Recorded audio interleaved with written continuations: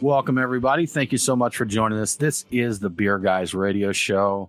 We're here to have fun, drink beers, hang out, as we are known to do occasionally. Yes. I'm Tim Dennis. I'm having a good time. Brian Hewitt, how you doing? I am doing great, sir. How are you? Fantastic. I'm great. I'm fantastic. Okay. Nate, how are you? Oh, wait, I'm sorry. Producer extraordinaire, Mo Mike Nate. How are you doing? I'm doing well. Yeah, you can't forget that full time. I gotta have it in there. Gotta do it.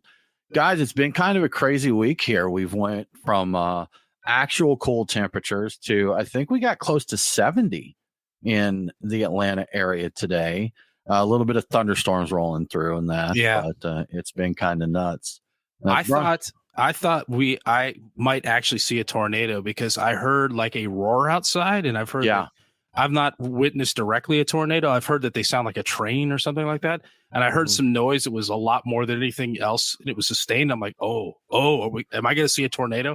Oddly excited for something I probably shouldn't be excited for. I don't really want that to happen. You don't want to be 30 floors in the air with a tornado coming around, Brian. That would hurt. That actually, it probably would not, to be honest. No, I wouldn't feel anything. It was just one moment. I'm like, everything's falling and dead. Well, this sucks. I was like, this isn't going well. Dead. Yeah. I wonder how much time you'd have to think about on the way down. No, that would be terrible. I guess I'm not going to get too macabre with things on that. So, yeah. But anyhow, it's been a good week. Guys, I got new bath towels this week, which is really exciting. They're called like Ever Plush Diamond Jacquard or something, just the craziest name. But you guys have to stop by and take a shower sometime. Check out my my new towels. They're really soft and absorbent. So I'm more excited than you should be about it. It's a whole set, by the way, just in case you were wondering. It's the towels and hand towels and washcloths. Can I come over and spill a beer instead? No. No. I was going to say yes, but you couldn't use the towels. And I'm like, no, the correct answer here is no. Okay. You cannot do that. So, I think when you get excited about a new towel set, you truly are adulting at that point. Yeah. I guess I've been doing it a while, Nate, because things like, a new washing machine, a new air fryer.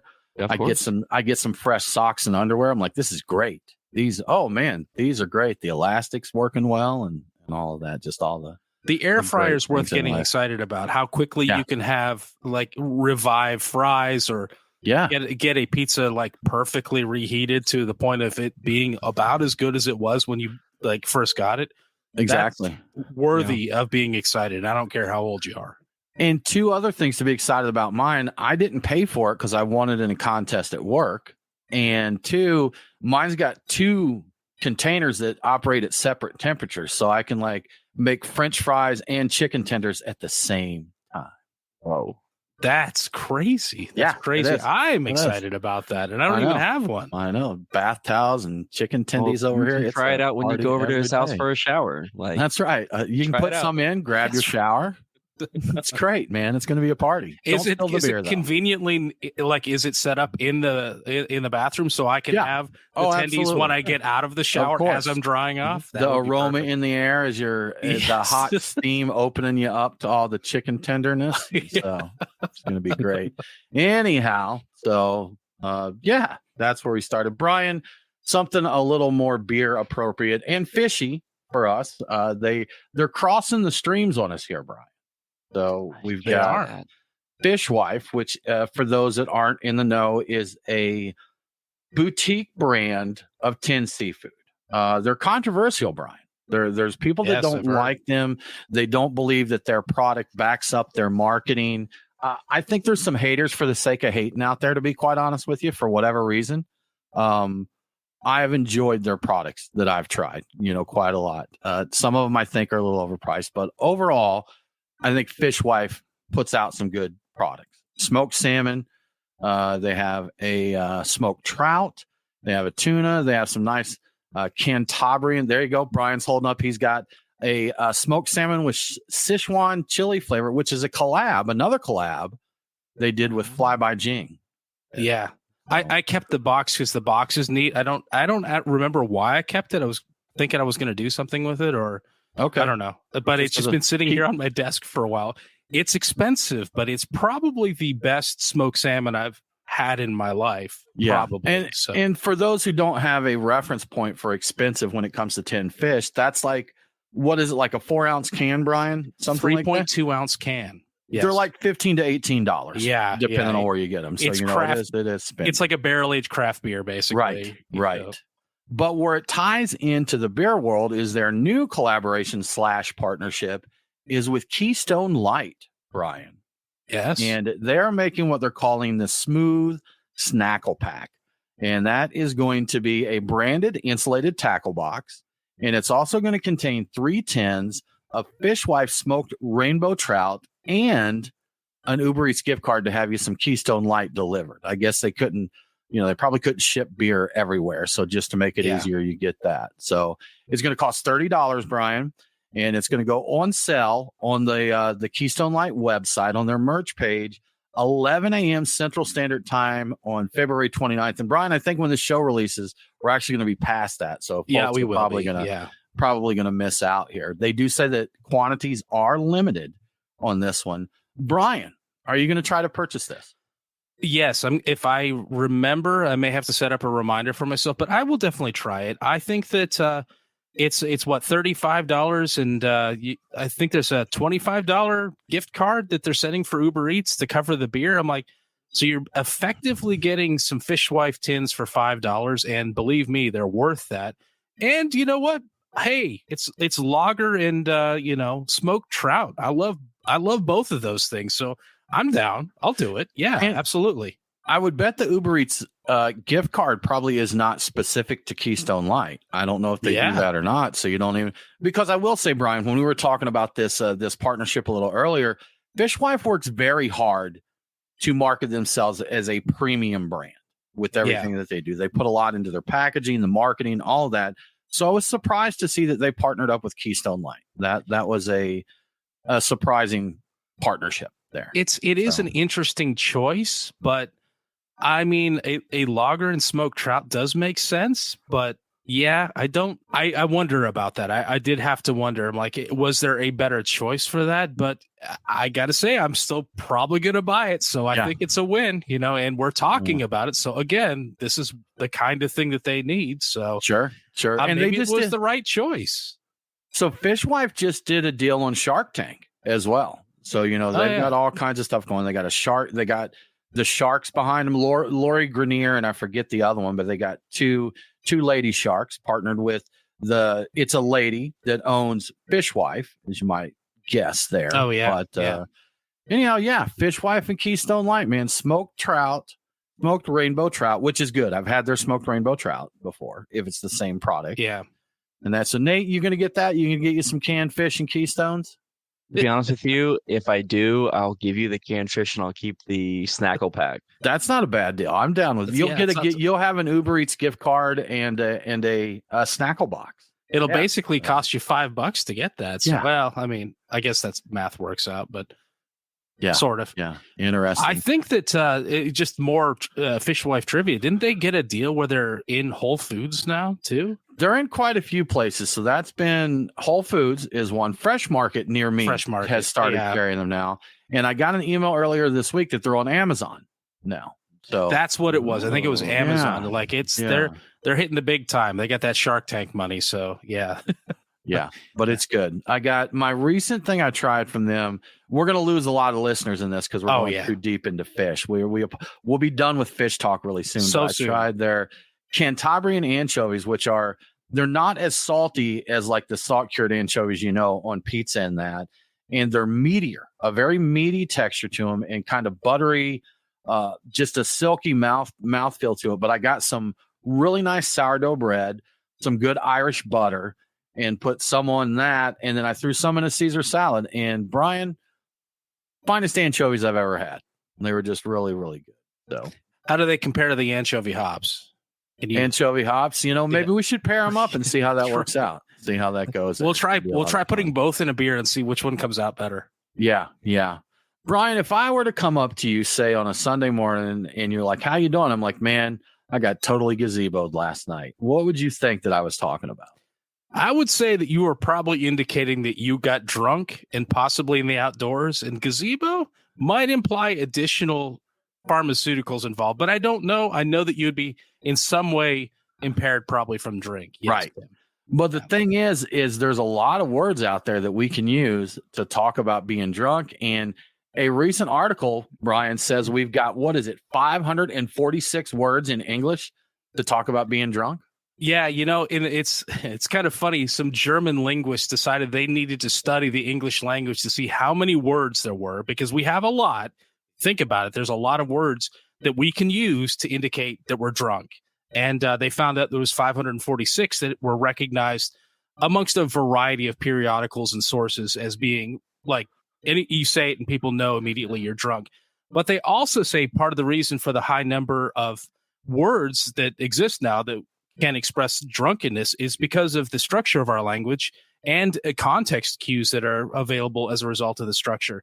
Basically speaking, you could put ed at the end of any word and add "I got totally" to the front of it, and people will know you're meaning drunk even if it has nothing to do with drinking.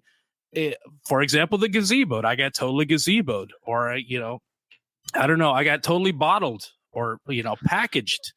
All of those things. I got totally packaged Friday night, and people would know, oh, yeah, he got into the sauce. He got sauced. And sauced is another word we have. Sauced. So, yeah. Now, I did try this just as we were talking about it, kind of looking at objects around. And I know you say, like, I got hammered last night. Yep. And so I'm like, well, what other power tools could this apply to? And I was thinking, I got totally drilled last night. Yeah, but that implies something else. Like, you wouldn't think that. And then I was looking at the coffee mug on my desk and be like, oh, I got mugged last night. You'd be like, oh, my God, dude, are you okay? They get you. So there are some limitations to this. Screwed up. Yeah, I guess if it already means something with the ED on it, it's But if I get totally mugged, I'm like, totally on top of it might give you context like, that could mean that you spent every penny you had at the bar and left broke, and wrecked. So it's all about the inflection, right? I think so. Dude, I got totally mugged last night. If you start laughing after you say that, then people know, oh yeah, he means drunk and not he was robbed, in the process of going home. Yeah. There's body language that goes into this as well. Yeah, but anyway, those poor German linguists, they note that you can't do the same thing in German. I guess it doesn't work. You can't just add an ed to the end of their words and have that mean drunk. So they don't have nearly as many things. And they also noted that there are a lot more options once people, introduce British rhyming slang, because they did study, British English as opposed to American English. So I don't even understand all those. The whole British or Cockney rhyming slang thing where you have to know what it rhymes with and then know that means that also means something or rhymes with something else, or it's a whole thing, and it's beyond my level of comprehension. It's like 3 layers deep to understand that. You have to, it's not just the one reference you got to get. You have to know all of that. It's like the inception of speaking or something like that. Right. It's like that scene from Ocean's 11 when he says, oh, we'll be Barney Rubble, and he's meaning, oh, we'll be in trouble. Yeah. You're adding syllables. You could just say what you mean. Don't even do the rhyming stuff.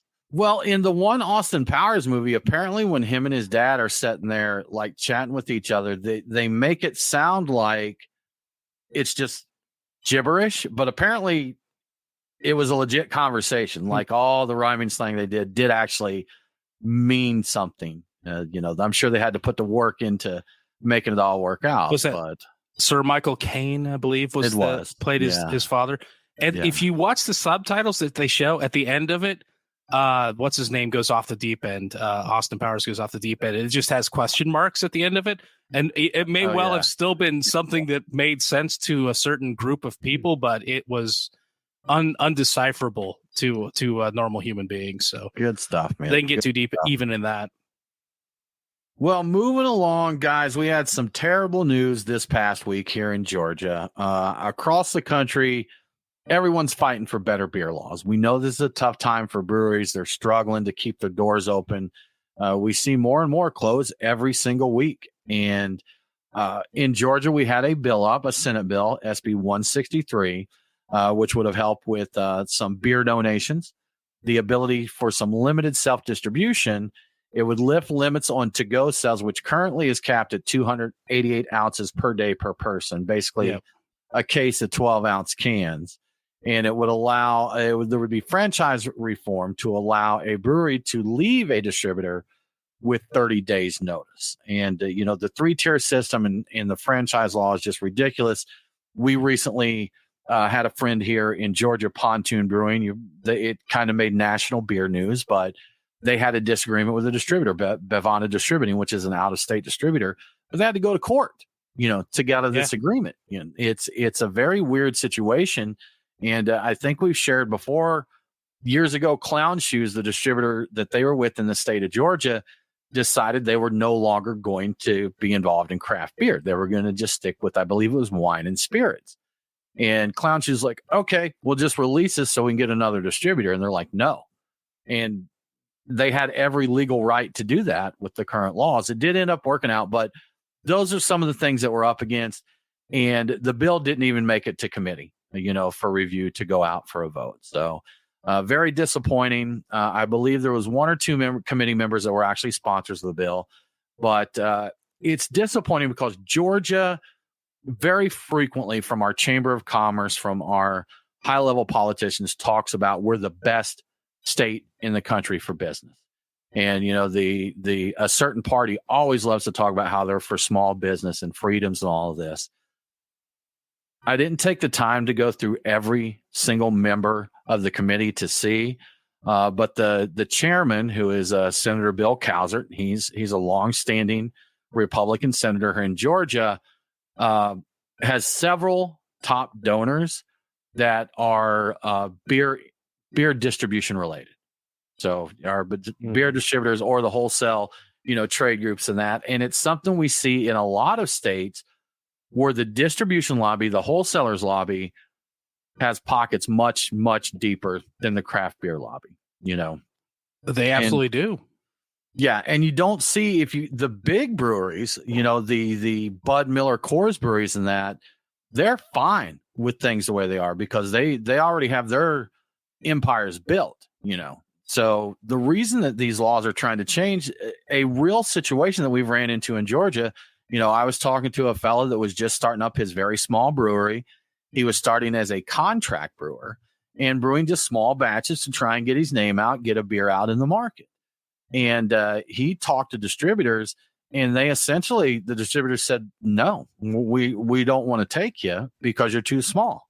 And within the state of Georgia, that means he's dead in the water. He can't distribute the beer himself. So that if a distributor will not take the brewery on, then they just can't exist. That's it. So, looking at some limited self-distribution, there was different talk of like making it within 100 miles. Someone said within the county where the brewery is located. I personally don't think that would work well because if you have a brewery on a county line and the county line is the divide, then it's kind of pointless. Maybe not totally pointless, but a bit ridiculous there. So, between the agreements that they get stuck to, the limits of self-distribution, the amount of money that a brewer makes for the beers that they send out into distribution, if I remember correctly, it's like 8 cents on the dollar is what the brewer actually makes, on their beer. So disappointing because these laws are a long fight. I mean, we have brewers in Georgia that have literally been fighting these for 25 years, that they're still up. We have people in Georgia who have lost their breweries because of old laws that were changed in the future that may have helped them. But it's such a slow climb to make things change. And when you go, this was a multi-year bill. It was up last year as well. So 2 years, nothing. So absolutely nothing. And, if they go back to the drawing board next year, have to start over with it. But enough rambling on Georgia. I could go on, being the home state, very attached to this one. But this happens across the country. It's just, we just happen to be the latest one to fight it. We shared about New Jersey and all of their troubles that they went through. But and you don't have to be anti, and I don't think we are anti-distributor. They serve a purpose. They just don't serve every purpose. They don't need to be forced as a middle point into every single transaction, big or small. It's not good for them. It's not good for the small people. I think you can. the larger breweries or breweries beyond a certain, they're going to need a distributor. They can't do that sort of thing. They're still going to be there. The thing is it's such a weird protectionist racket right now that nobody can sell a thing unless the distributors get a cut. It's just basically organized crime. It's Sure. legalized. Or if this was in any other kind of situation, it would be organized crime. But it's legal in this sense. So that's what we're looking at right now. Yeah. Anyway, over on our Instagram stream, one of the smaller breweries that would definitely have benefited from the self-distribution made a good point that wine can be self-distributed in Georgia under certain licenses. And so it really doesn't make sense that beer is consistently being held back by being locked into this 3-tier system that we have under the Georgia law. And so it's really sad to see that was the outcome. We didn't even get to a floor vote on this. Yeah, and that's exactly, it's Firewater Brewing. Cheers, Firewater. Good to see you. But they mentioned that, they were there at the Capitol protesting. This was boots on the ground. There was a campaign to get a petition going, really trying to get Joseph Cortez, who was on our show when we were at the Atlanta Cask Ale tasting. He went on the local news and spread the word around, and it didn't even make it to a vote. It didn't even have a chance there. So it is it's tough to fight these kind of things and get absolutely nowhere on it. And Brian, like you said, we're not anti-distributor, but when the distributors as a whole, the wholesale lobby as a whole, just refuses to negotiate on this, it does turn you against them some. It does make you start thinking negative of it. And I want to say that this does not apply to every distributor in every state. True. Eric Levin of Modern Hops, he commented on Facebook, they donated to the guild. They're one that is pro craft and allowing these types of relationships. Liberator Distributing, I think, is another one that's very craft minded and such. So, it's not all bad out there, Brian. And these folks are open. I don't want to jeopardize their business. I don't want to kill their business, of course, but it's going to be in everybody's interest if a small brewery like a Firewater or anyone else can distribute a small amount within a small radius to get some stuff out there. They don't have to mess with getting a distributor and losing money that's going to be very much needed to get their business off the ground. And a distributor doesn't have to mess with a little brewery that they're going to come get, a pallet of beer, and that's it. Yeah. So, if they're able to grow, they're going to need the services of a distributor. Exactly. And the good ones will get business still. I mean, right. Yeah. And if they choose to stay small and serve their county or whatever, then so be it. So be it. Yeah. Yeah. All right. Well, enough of that. Enough of that. It's Brian, but Georgia's not the only state that has stupid laws. And this is one out of our neighbors. It does seem like the South does pretty well at doing we're good. It does seem like we do pretty well at that. We have kind of cornered the market on stupid laws. Yeah, we got that. Yeah. There's stupidity across the country. We've kind of perfected it a little bit, down here. But Tennessee, Brian, tell us what the heck is happening in Tennessee. Yeah, so you guys probably heard by now. I'm sure most people have heard that there was a bill in Tennessee to outlaw the sale of cold beer. Well, it turns out there were actually 2 bills that were introduced to outlaw the sale of cold beer in Tennessee. SB 2636 would have prohibited beer.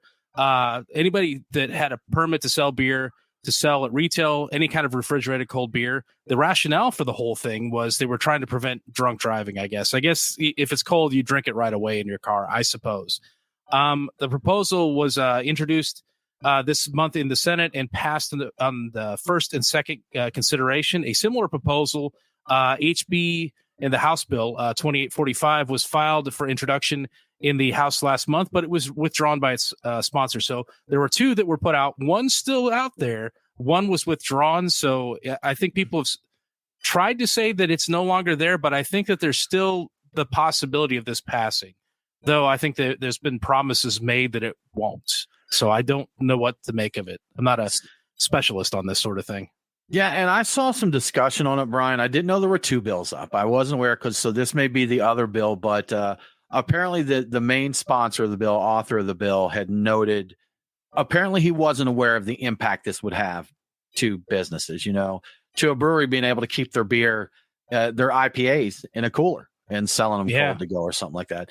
It did. And you know what? Props to the politician for this. It sounded like once he heard the impact of it, because let's face it, if this politician doesn't drink and he's trying to stop drunk driving, he's anti-alcohol, he's not going to know that you need to keep your beer cold to keep it fresh, and that it could hurt your business. So he did say that it was not his intention to hurt anybody's ability to do business with the bill, that the intention was to stop drunk driving.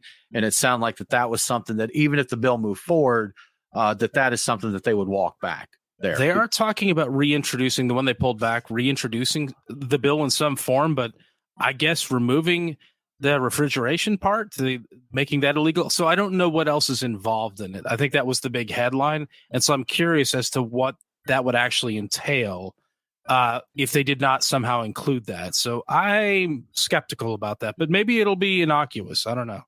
Yeah, who knows? But again, beer laws, especially in the South, man, we'll find ways to make it crazy. I used to live outside of Jackson, Mississippi, and I don't remember if it was the county or the city, Pearl, Mississippi, Rankin County, Mississippi. Cheers to my family that's still over that way. Didn't allow cold beer sales.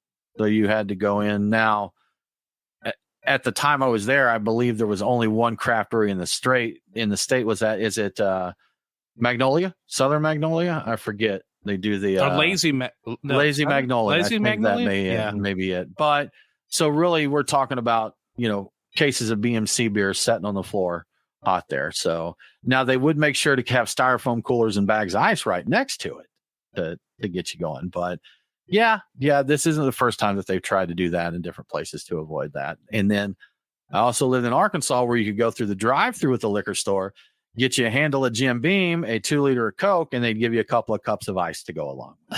So, yeah. But they couldn't sell it to you cold. Not cold. Not cold. Here you go. Here's everything you need. Yeah. So, well, Brian, some sad news to share. And this is always, we try to be a pretty energetic show here. And we definitely want to give this the respect that it's due. But earlier last week, the co-founder of Wooden Robot Brewing, Dan Wade, passed away in a fall at the brewery.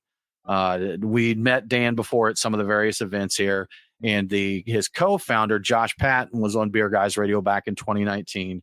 Really good guys, both of them, and very well known in the Atlanta beer community. They've attended different festivals and knew a lot of the people here, very active in our community, as well as they're from Charlotte, part of the Charlotte brewing scene there. He leaves behind a wife and a newborn son. I believe I saw his son was actually born in January. So, he's got like a 1-month-old son that he leaves behind there. Just horrible tragedy. It's terrible. There has been a GoFundMe set up, as you may imagine. Let's face it, most breweries, you're not wealthy from being a brewery owner, a young brewery owner. He leaves behind his wife and newborn son. There is a GoFundMe set up for immediate expenses, as well as some plans for some long-term expenses. And we will definitely, Nate, would you put that link in our chat here on the live feed? And then we will also get this when we put the post out there. But, our sincere condolences to Dan's family and the Wooden Robot family as a whole. Yeah. A big loss for craft beer. Yeah, it's terrible. Definitely. We do want to talk about our beers of the week that we're going to get into this week. And Brian, what are you sipping on this week? So I started off with a pre-gamed while we're getting everything set up with a Good Word Heater Allen collaboration called Coastline Pils. It's a Pilsner. The official category in Untapped, and that's the only thing I could find about it, was a Pilsner Other, but I know it's dry hopped with Saphir hops, and it was quite tasty and very enjoyable. I am working off of the Cold Torpedo out of the Sierra Nevada Torpedo box. That's a cold IPA, or as we like to say, an IPL. An IPL. And it's also really good. It's good. It seems lagery to me, but I like it. I mean, I'm good with this. So I've tried all of the other ones, and it does stand out as being the most unique of the four. So it's good, and I recommend the box, the entire thing. I may drink.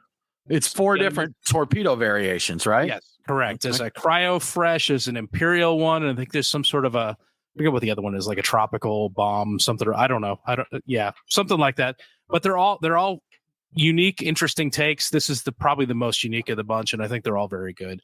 I've been on a kick of Sierra Nevada lately, and this is great. I love what they're doing. So, and finally, Oscar Blues Barrel Aged 1050. If I have the time, I'm going to get into that. That's an Imperial Double Stout, and it's double digits in the ABV. So we'll see. We'll see what happens. But that's my plan, Tim. That's my plan. Good stuff, man. Good stuff. Mo, Mike, Nate, what you drinking this week? All right. So I first got into some Oyster City Helles Lager. Tate's Helles. It's just really easy drinking, nice getting into. And then I found a can of Tropical Fuzz from a local brewery out of Decatur, Georgia, called Inner Voice Brewing. And Tropical Fuzz is an IPA fermented with pineapple. Got that really nice dry pineapple note to it on the back end of it. But it also just has that really good juice quality of introducing a fruit to it. So just really nice IPA. Juicy. Is it juicy? Juicy. It's juicy until it dries out on the back end of the palate. Okay. All right. Is it hazy? Juice up front, dry in the back. I don't know. Is it hazy? We can't see. No, the camera's just blocking that. It's like it's censored. His beer is censored. Too hot for magic TV. trick. Yeah. And guys, as you know, I'm always the lightweight on these Wednesday shows. You guys, congratulations for being much bigger alcoholics than I am, and within our showtime. I normally only have time for one beer, but I'm going with a classic, Brian, from Three Floyds. I got a Gumball Head here, which is just a good old American wheat pale ale. And it's juicy. I think this one was a little juicy before juicy was cool. There's some good fruit pop there. I like a wheat ale. Some people don't get down with those. I do. I like wheated beers. You remember when wheated saisons were cool? Like that was a thing to do. And I still like those. I like wheated bourbon. I like wheated beers. And before there were hazy IPAs, I think was a little something from I can't think of it, but a beer that I really liked was like a fusion of a pale ale and a wheated like a hef, but not quite a hef, and it was a little something or something like that. I forget the name of it. Lagunitas? Little something, wasn't it? Yeah, something like that. Yeah, and it was wheated. I mean, and I really liked that. So even in the days before we had all the crazy haziness and whatnot, I've liked that. So I think I like wheat in a lot of different beverages. I think it adds a nice thing to it. I even like a hef occasionally. Every now and then. For sure. Well, Brian, as we mentioned, it's been a little warmer here in Georgia. And really, we didn't get much of a winter. I think they talked about earlier in February, they're saying this is full spring or fall spring or whatever. But we're getting into the tail end of February, and we really don't show any sign of having another cold snap. I don't think we got really cold at all. But with the warmer weather, if we're getting close to 70, you know what? I bet, Brian, that Terrapin Tap Room Atlanta, I bet the big doors are open in the patio. There is a good place to hang out. So, whether you like them juicy or hazy or hoppy, the Terrapin Tap Room Atlanta is going to have something for you. There's also going to be stouts on there because, like I said, it may be a little warmer, but it's still stout season officially.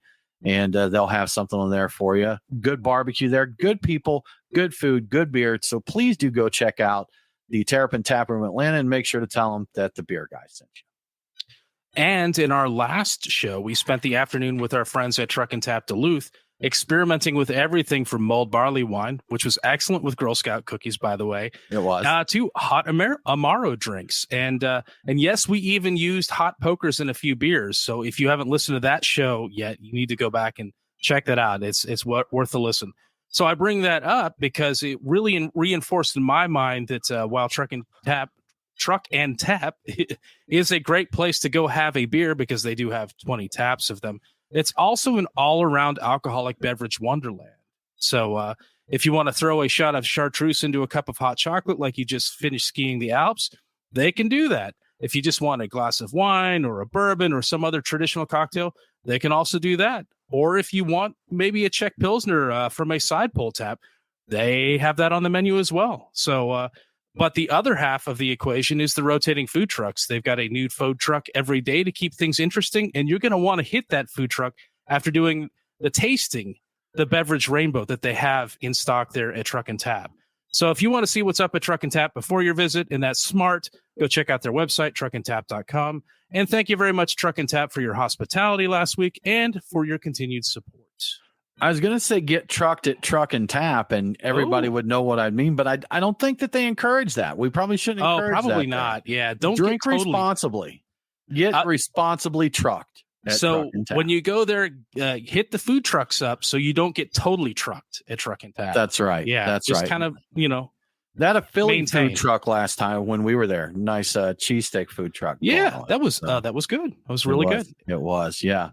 Brian, you've heard of dry February, or excuse me, you've heard of dry January, right? I have, yes, Tim. But have you heard of dry February?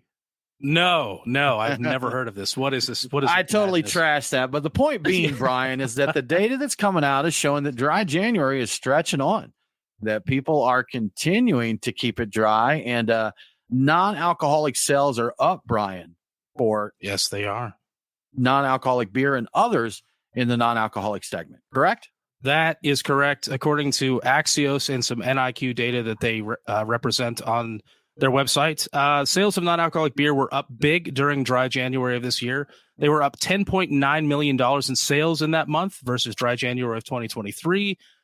That's up to $42.7 million for the month, which is a 34% increase from the previous year. And Google search trends for dry January have increased every January since 2014. So this is going up, and people continue searching for dry January in February. So that's something. People are still looking for it. The word is that Whole Foods Market now sells more beer from Athletic Brewing Company, which is all non-alcoholic, than any other beer brand. And there is less hard data that I saw in the article about backing up whether or not people are staying dry for February and beyond. But there are anecdotes that indicate that people may well be doing that. Definitely some people are. The shift to non-alcoholic beverages seems to be motivated by an increase in longevity. So people want to stay alive longer. Makes sense. And the quality of their sleep. I guess some popular sleep trackers now are somehow equating your alcohol consumption with your quality of sleep, which I do know it does affect it. If you drink too much or too close to bedtime, it's going to mess with it. But they also point out that non-alcoholic beer is ahead of the curve when it comes to like non-alcoholic wine and spirits. So non-alcoholic wine has a lot of potential. And if they catch up with beer, this could really take off. I mean, the whole non-alcoholic thing could just really like skyrocket. Yeah. So there's a lot of people that may switch up their wine in addition to beer. So there's a lot of upside potential for that. Yeah. Nate, I feel like you may be the one of us that most likely has, but have you tried non-alcoholic wine? I have, and I don't recommend it. Yeah. Now, are you a wine drinker? I am. Okay. So it's not making the cut the way that non-alcoholic beer does. I think there's still a lot of work to be done, at least on the ones that I have tried. I don't recommend Not there, huh? Is it just like okay? Is it just taste like juice basically? I've not had one. Like I like add some tannins to like a grape juice or something like that, because I'm trying to figure out what that would be. That's a great way of describing it, is that it's kind of like juice with a little bit of tannins added to it. But to me, if you're adding tannins, it almost is like it's almost as if you're adding artificial smoke to something. Like you can definitely taste that it tastes artificial. Yeah. Okay. And it's really hard to replicate. And so I haven't found one that I've enjoyed. So I just avoid alcohol-free wine entirely. Hang on. Nobody said anything about rock wine, because now I'm interested. What's that got to do with non-alcoholic, Brian? I don't know. You said artificial smoke, and now I'm like thinking about rock wine. The real smoke? Add the real smoke. Yeah. Let's smoke some wine. Well, Some grapes. We've got the yeast now that they can use that ferment low ABV. I'm wondering, I don't know what the sugar chains are in grape juice, if it would still work the same, because I know you have to be careful in which sugars you mash for in beer to utilize that yeast, but that may get them closer to the mark there, because I would be thinking they'd be trying to de-sweeten or lower the sugar content of grape juice and then add tannins to make a fake wine or a non-alcoholic wine. But it did just seem something to me, since wine is you're grapes, you're fermented, grape must. And what do you do with that or to that to get around it? I don't get it. I don't know. I have to try one so I can be a little better informed on it. So based on my limited experience with wine, I think that the body alcohol gives to beer seems like it may be more important than the body it might give to wine. Maybe. I don't know. It seems like wine, when I drank wine, it always seemed like wine had less body to it. I don't know. But here's the thing, depends on Brian, the variety, I guess. I also think sometimes we don't realize what alcohol is bringing to the party, because there's certain beers where the alcohol, you're not going to notice, hey, this is alcoholic. But if that portion of the formula was removed, you would know that. It's like Mitch Hedberg said. He's like, he tried to make homemade Sprite one time, and they said it's made with lemon and lime. He's like, but I tried it, and there was more to it than that, or something along those lines. Yes. So it's like, yeah, okay. In its simplest form, this may sound the way it works, but there's more to it. So, but on the non-alcoholic note, Brian, if Twitter is a trustworthy source, I think you were dipping into some NA beer a little earlier today, weren't you? I was, yeah. You put me on the spot. Big Drop? Yeah, the Big Drop. It was they're dark. They're galactic dark. And you were talking about when you were saying like what alcohol brings to the table in some cases. And I was thinking of like a lot of the non-alcoholic dark beers, because they have so much more of the maltiness in them, you don't miss the alcohol being gone as much. And I thought with that one that was a pretty solid beer. I'm like, it did kind of scratch the beer itch, and it wasn't the same as drinking like a barrel-aged 1050 like I'm drinking right now, but it did feel like I was drinking a beer in ways that sometimes some of the lighter non-alcoholic beers don't quite make it. So there is something to be said for that. So it does help if you've got more material in the beer to hide the absence of the alcohol. So gotcha. Interesting. Guys, I'm going to back up a little bit here on what we've got. Stephen Pete's with us on Instagram. Stephen, good to see you again. But he mentioned that the president of the National Wholesale Group said that he felt limited self-distro makes sense. So at a national level, it sounds like that they're backing it. But, maybe our local wholesalers don't want to give up their control. That makes sense, because there are far more states, I think, that allow more freedom of self-distribution than don't. I believe. I think we're one of the rarities, honestly. It's I don't think we're a rarity, but I do think there's definitely several that do allow it, and I would believe to non-detrimental effects. Although I'm talking out the other side of my head here, because I have not studied to see what those effects might be. But Brian, it always something looming there. Anheuser-Busch, apparently they're very, very close to having a big strike there.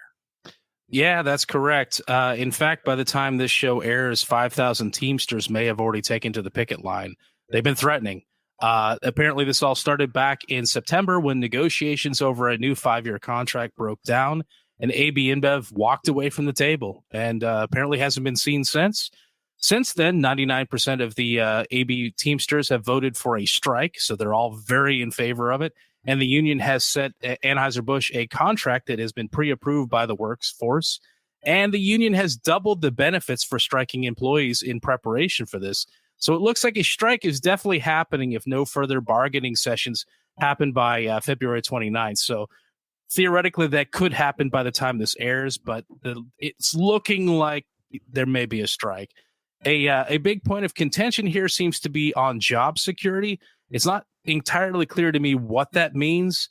The implication is some sort of protection for employees if plants are closed, because Anheuser-Busch has been selling off plants, has been closing stuff. So it's possible more of that could happen, but I don't really know what it means, what they're looking for exactly. It's not specifically said. I'm not sure if it's more benefits, more pay, guaranteed transferal of job to another thing. I don't know.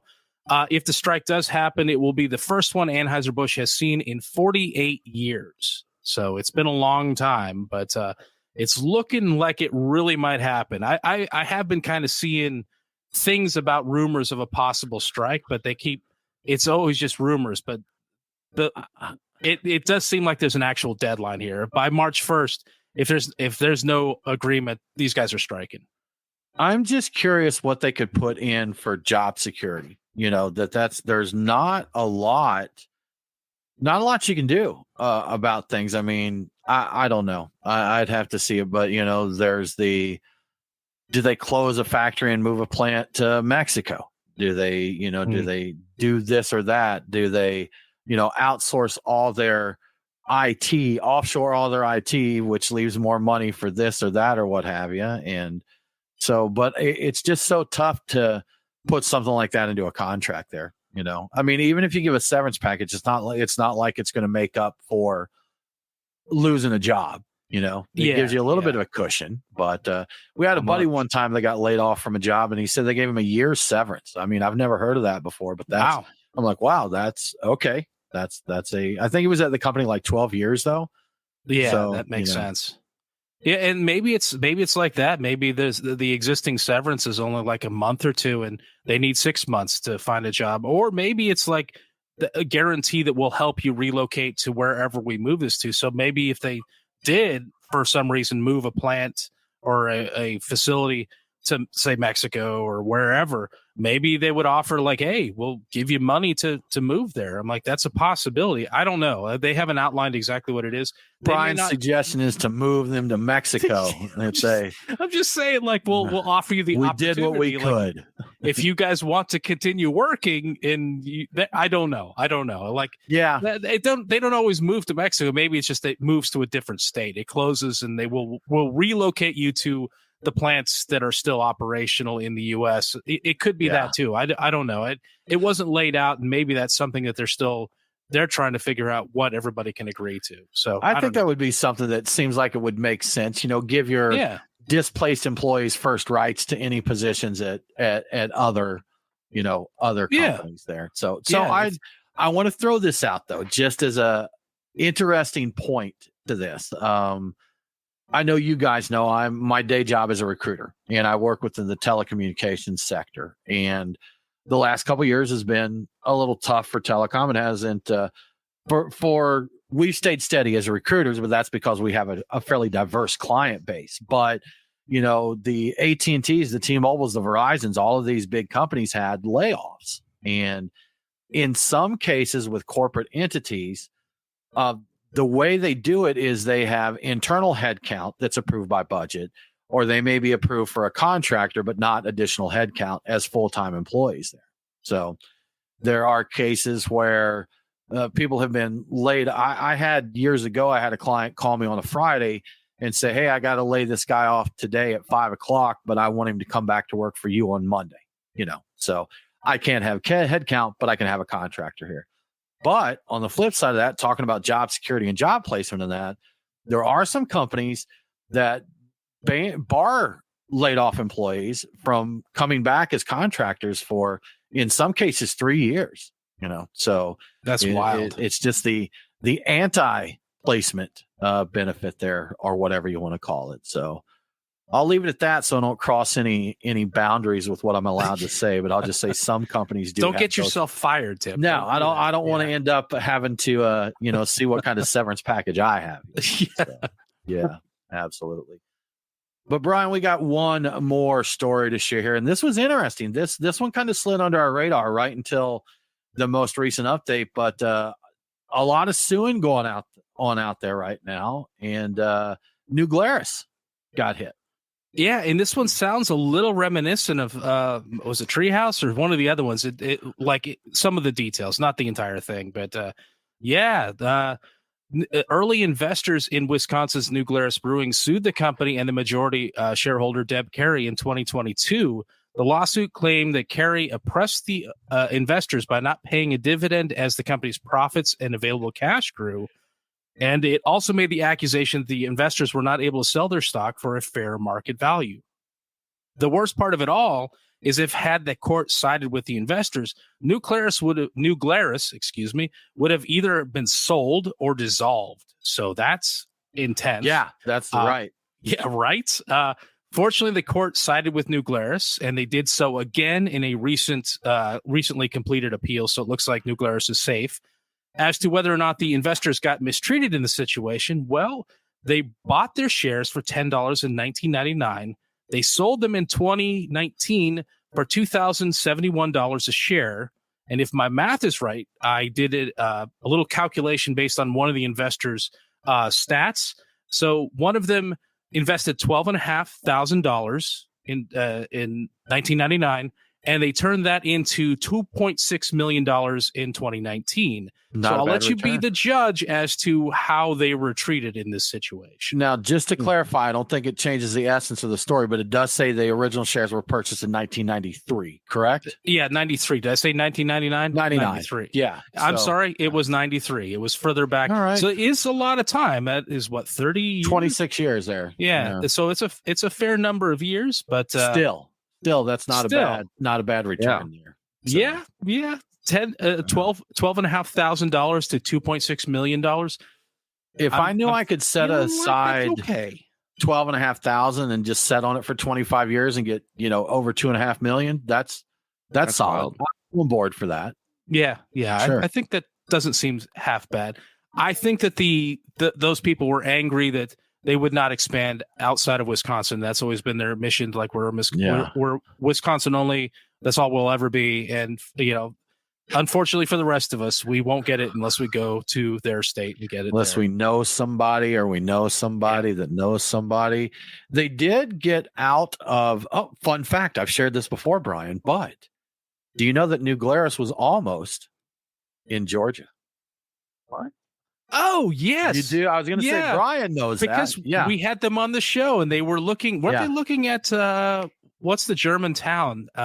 Up around Helen, I think. Helen, but they said that they were driving around trying to find, and Georgia was one of the places, but they just fell in love with it up there in Wisconsin. So we could have had New Glarus here. Could you imagine us being the state of spotted cow? Crazy. That would have been crazy. It would be. They wouldn't have been able to self-distribute it, though. No. It probably wouldn't have worked out well for them at all, honestly. Yeah.